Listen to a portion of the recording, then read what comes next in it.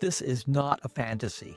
Imagine you are 100 years old with the energy to take a morning walk, work in your garden, play on the jungle gym with your great-grandkids, share lunch with friends, and still have the clarity to read, learn, and laugh. Well, in certain places around the world, this is reality, a reality that we can learn from. And today I'm going to show you how you can bring their secrets into your life, starting now. Hi, I'm Roger Hawkins. I'm a wellness coach who helps people over 60 reclaim their energy, clarity, and purpose. And in this video, we'll explore the lifestyle patterns of the blue zones. It's 5 regions around the world where people live the longest, healthiest life, and we'll talk about how you can apply their habits to your life wherever you live. The term blue zones was coined by researcher and explorer Dan Buettner. Sent by National Geographic to find out how longevity took place in different parts of the world. He scoured the globe and narrowed it down to 5 places to study.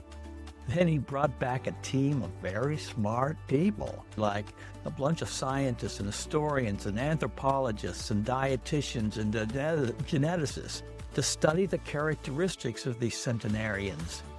These places are Okinawa, Japan, Sardinia, Italy, Nicoya Peninsula of Costa Rica, Loma, Greece, Loma Linda, California, and good old USA. And what Buettner discovered was that despite being on different continents and having different cultures, these communities share a common lifestyle theme that contributes to their longevity.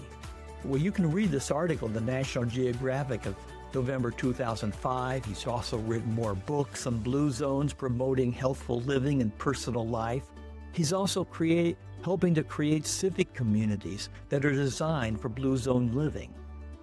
Well, why we're here. So let's break down these key habits that lead to a healthy and happy life from his research and how you can apply them to your life now. Key habits that they all have in common. First habit that they all have in common, move naturally.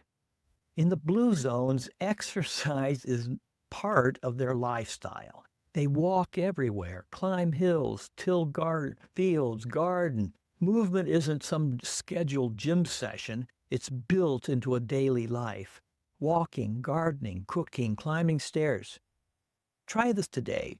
We have to make up for what they do naturally. So take short walks after meals, take stairs over elevators, stretch while you're watching TV. Also go swimming or running. Clearly, exercise and movement are really essential parts of healthful longevity.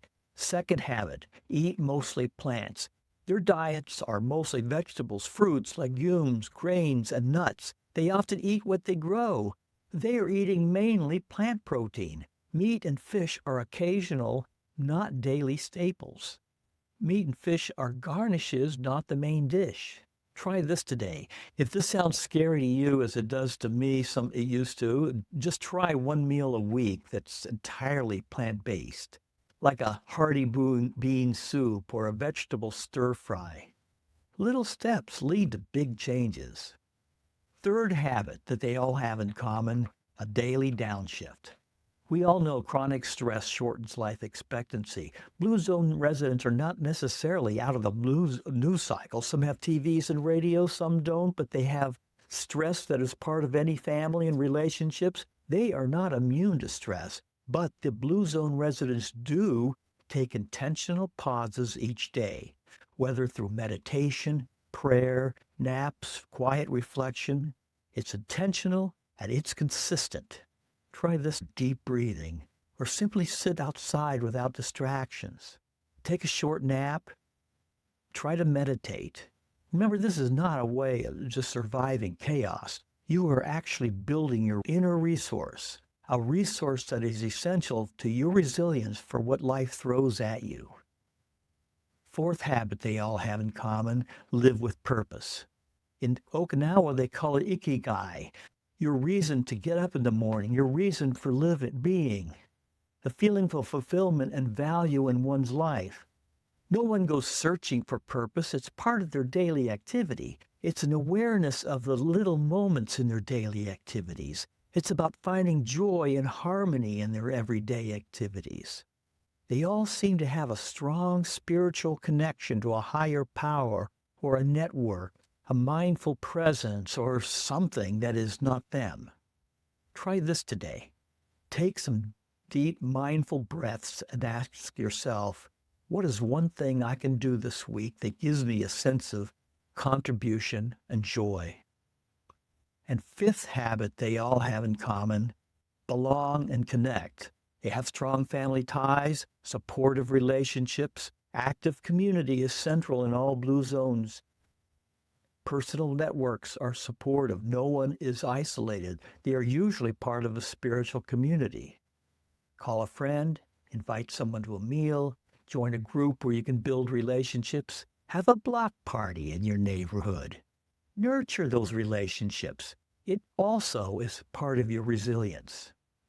Study the blue zones holds up a very real vision of what's possible. These are real people who regularly live long and very happily.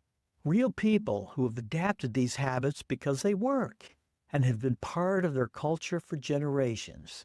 So you don't need to uproot your life. You don't need to be perfect. You just need to start. One walk, one bean soup, one moment of stillness.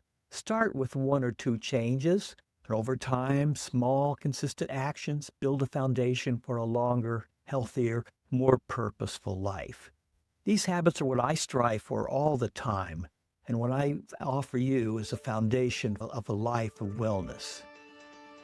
So, if you found this helpful, please like this video and subscribe to my channel. Remember, you're not the years in your life, it's the life in your years. Take care. I'll see you next time. Bye-bye.